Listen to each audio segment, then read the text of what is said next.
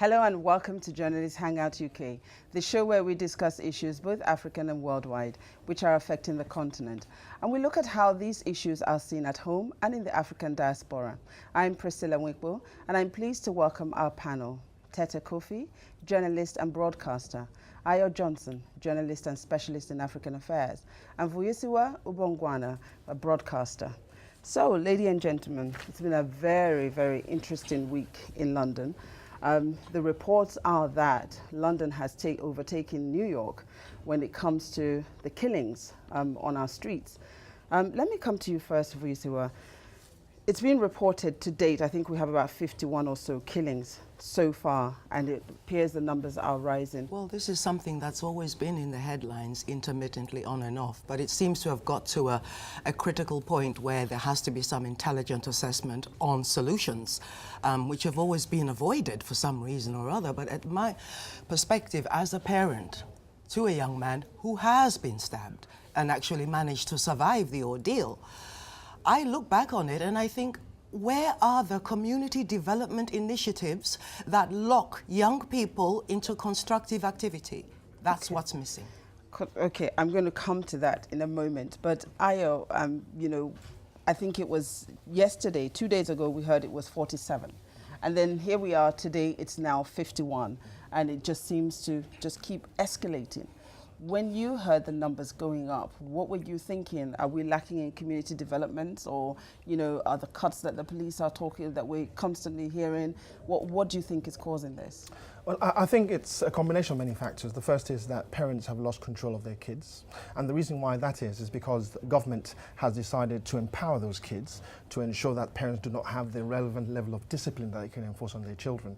I'm the old school, you know, corporate punishment. You know, I went to school, I got spanked. When I misbehaved, the community around me spanked me. And when I got home, I got even bigger spanks. So I think we understood that there was authority between the parents being in charge and the child, not fearful of the parent, but appreciative that there's somebody in control. Now kids are controlling their own affairs, and that's to blame directly based on what the government has done, literally enforcing, empowering these kids to believe that they can do anything at will. Right, okay. Tetteh, let me say welcome to JHUK. Thank you very much. It's good to have you as part of the team. It's a pleasure. You know, there are so many, Vuyiswa is raising here that no community development. Ayo is just raising that the reason for this is because of the laws that the government have enacted over the years. What do you think? Do you think this is, you know, with all of that, do we have a drugs issue? Where do you think where do you see this coming from? A couple of points come to mind. First of all, I think you should give unto Caesar that which is Caesar's. There is a part that the government, public policy, has to play in this, in which it has, in my opinion, significantly failed. Then there is another part in which the community itself, parents and so on, have a responsibility. And that responsibility and that challenge is morphing very, very rapidly. The problem is, most of the commentators who talk about this sort of thing ask the wrong questions. If you ask the wrong questions, you'll get the wrong answers. If you get the wrong answers... What are the right questions? The right questions is, what is whose responsibility? Okay. And the questions have to be motivated not by avoiding shame or casting aside guilt, but at actually finding solutions. What is inevitable is that for those of us who are parents in London right now, the kids who are getting stabbed and killed look like our children. And really, they're but for the grace of God. Vuyiswa's had an experience. Yeah. They're but for the grace of God, go you or I. So it's time now to set aside the game playing and actually address the issues. Right. Vuyiswa, I'm coming back to you. You've had a personal experience, as you mentioned there. Over the years, the generation that we have today, you know, your average teenager of today, has known nothing but cuts, as it were. They've had to live through, you know, services being taken away. You're talking about, you mentioned community development. Yeah. Those services were taken away. We know that as Home Office Minister, Mrs. May then also applied a lot of cuts, especially to the police service. Do you think something like, you know, community policing will make a huge difference to the situation? Well, it can do. It does exist. I mean, I took my son out of East London where we used to live, and Right. we've moved literally just to the borders of outside London, just for a sense of peace and security, and to break the cycle that locks young people into activity that is detrimental to their well-being. But you also have to take it from the young person's point of view, Ayo. If they need to survive in this society, they have to, unfortunately, be linked to a group that is powerful, or else they're a target. That is the way my son explained it to me, because I said, I can't lock you in the house, I can't keep you at home, but when you go out, I want you to be safe. But he says, Mum, the only way I can be safe is to associate myself with other people so that no one will mess with me. Now, that's not exactly a gang, but unfortunately for him, he was in a situation where he was just buying chicken and chips, and somebody decided to come along targeting his friend.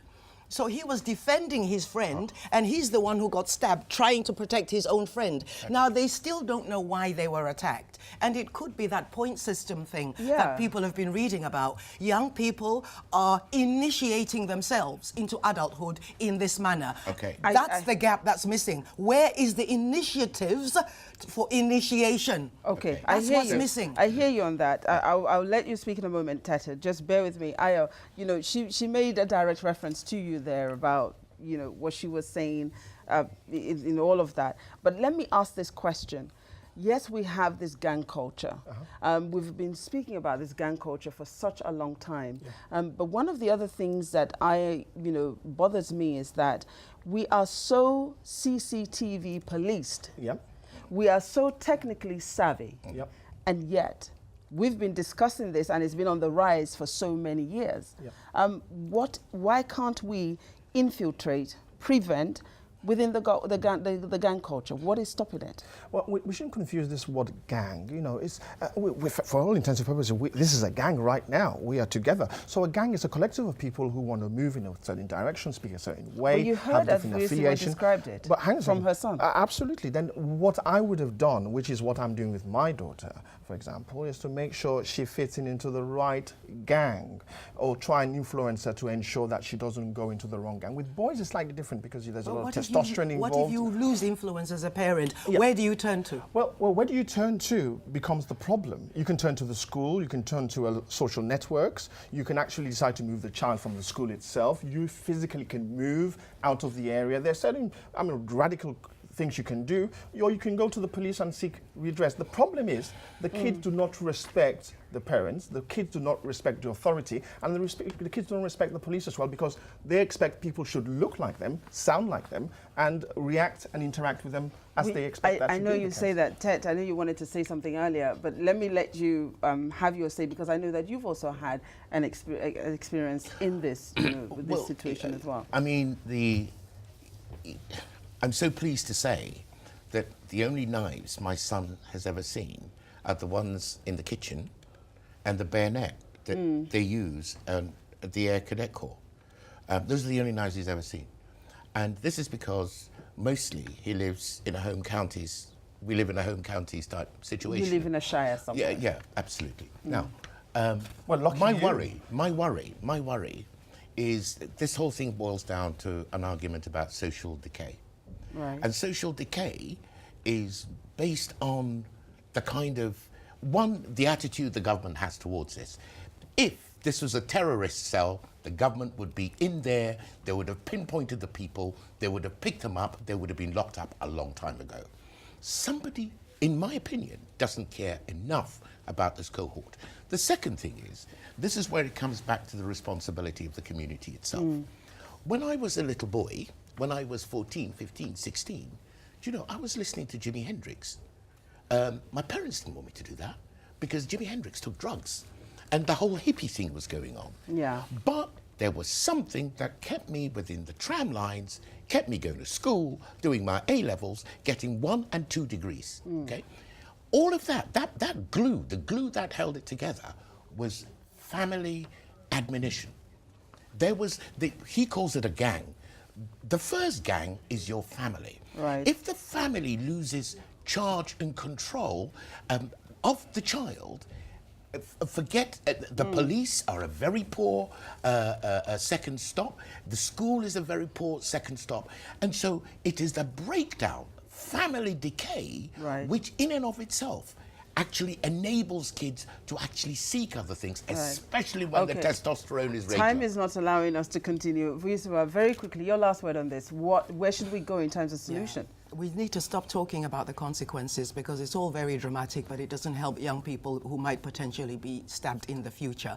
It's really to address the government at the core and go back to what was happening 30 years ago when they had community initiatives specifically designed to absorb young people's energy.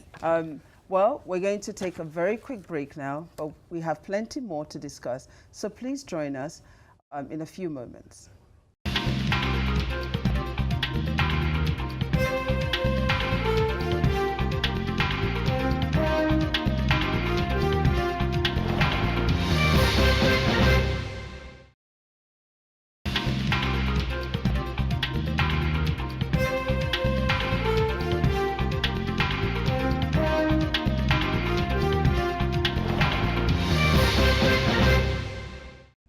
Hello and welcome back to Journalist Hangout UK. I'm Priscilla Nwikpo and I'm pleased to welcome back our panel. Tetteh Kofi, Ayo Johnson and Vuyiswa Ngqobongwana are still with me.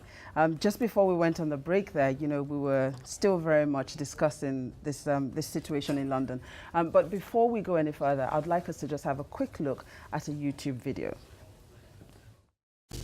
I've been speaking to one of these young people and the way he spoke to me was like, yeah, man's on the score sheet, innit? Poke, poke, poke, dip, dip, dip. What? Poke, poke, poke, dip, dip, dip. Man's on the score sheet. Talking about he's top of the table. He stabbed 6 people. He stabbed 6 people. He doesn't even know whether he's killed them or not. These are the kind of things that our young people are doing for games. They think it's a game.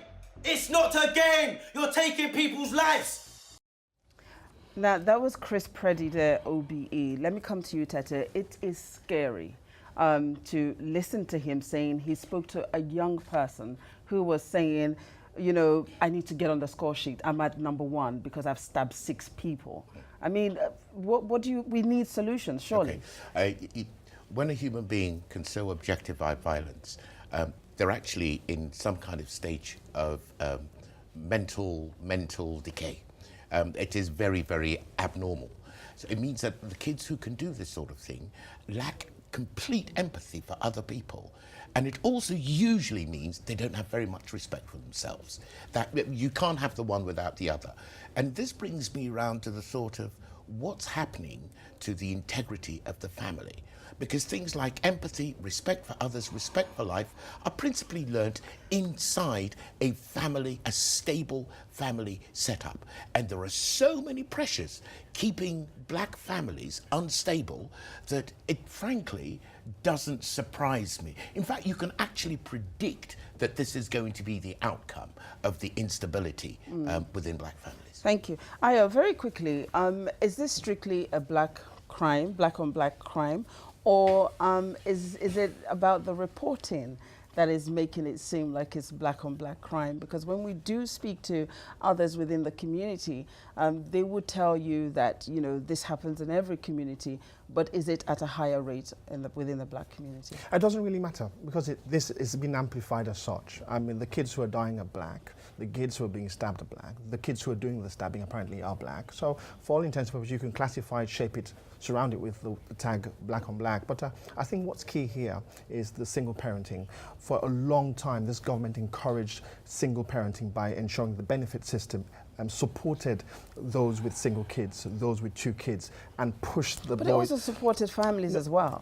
Well, not in the same sense, which means that if you were single and you had a kid, you could get a flat. If you were single, you only had 2 kids, you could get even more for bigger flats. And these but that has been stopped now. It has, but we're ripping. That's been gone for like 20 years. No, hang on. But what's happened is we built a culture of a lot of single parenting who now cannot control their kids, and their kids are coming to hunt us. Can I just have a quick word about single parent? I'm a single parent, Ayo.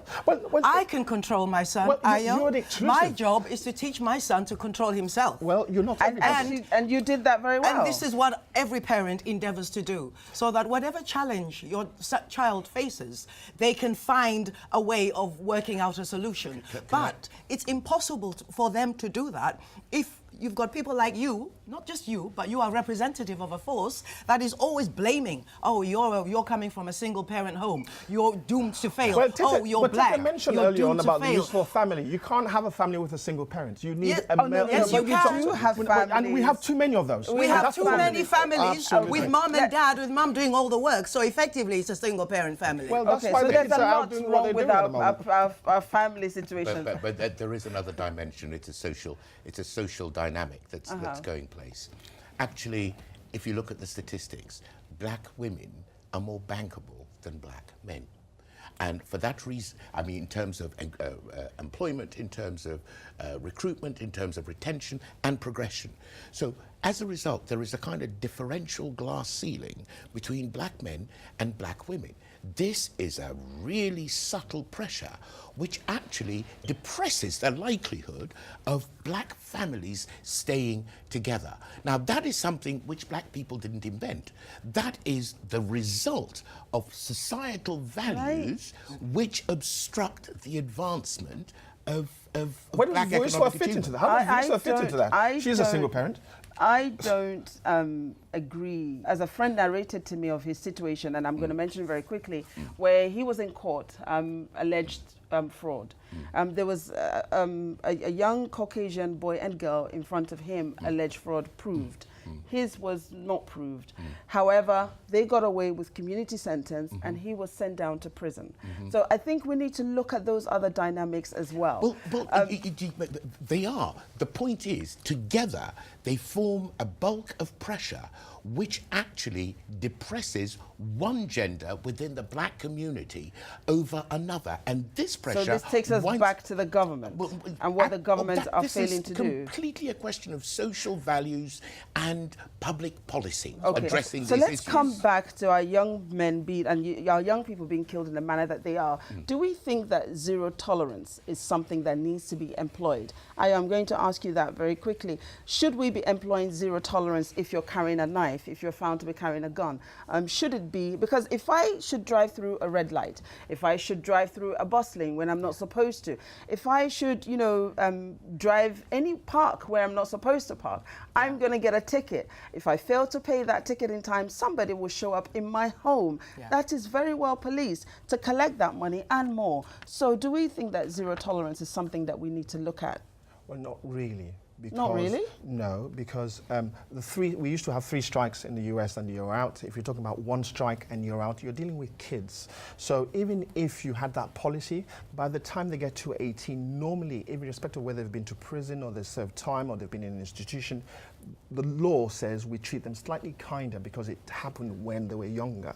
So it's not going to work. We have to speak to kids in ways that they can understand. We have to have role models that they respect themselves. We have to have people like the one on the VT earlier on who can speak their language and can communicate with them. Okay, I wish we could go on, ladies and gentlemen. I wish we could go on, but unfortunately this week, South Africa lost what I believe is her icon, Mrs. Winnie Mandela. Yes. And I think it's a conversation that needs to be had. Let me come to you again first, Vuyiswa. What was she to you? A beautiful woman who lived with integrity and did the best she could. That's what she is to me. And the fact that she happened to be married to Nelson is another matter. Right. And that's how I look at her, because her legacy is her rootedness to the ground. She never abandoned her cultural roots and her political roots. And she paid a high price for that in terms of how she was perceived in the media and how people are looking at her legacy. But the people she interacted with, remember, they will never forget what Winnie did on the ground, which is not going to be lauded in the Western media at all. But we have that in our own historical experience. And I had the honor of meeting her once. I bumped into her at an airport when my son was about 1. I was carrying him. And I said, I've got to get this snap. Right. Very amenable. I could see she was under pressure. Stompie Moketsi had been killed. She was not popular, but she always had respect, and nothing can take that away. All right, on that note, Stompie had been killed. A lot of people disliked her because of the violence and because of all the things like that unfortunately happened. Ayo. Well, I don't like to look at Winnie Mandela in that sense as the negative. I like to think of her in the positive as the good things that she did, supporting Nelson Mandela, being a freedom fighter herself, supporting the ANC cause, which she did throughout her entire career. And she was a dedicated female representative for South African politics. So she did extremely well. What I don't like is the negativity, which a lot of Western media, I was on LBC this week, and the first question they asked was all the negative about Winnie, and I said, stop, you know, she's passed, you know, so why focus on that? So I think she was an extraordinary lady, she's an extraordinary thing, and I think Afua wrote a piece on The Guardian this week, a fellow, one of our colleagues here, and she just touched on that, said if Winnie Mandela was white, she would have, it would be a no-brainer. You know, we would have been saying... Nobody would have remembered her mistakes. Mistakes, there we go. But Tetteh, to you now, she's often compared to Nelson Mandela, her husband. You know, he was seen as a very forgiving man, and she, unfortunately, has not been forgiven by some. She's rather seen more like an angry woman, as it were. This is the angry black woman thing is an ancient trope. And I'm surprised that in 2018 people still roll it out.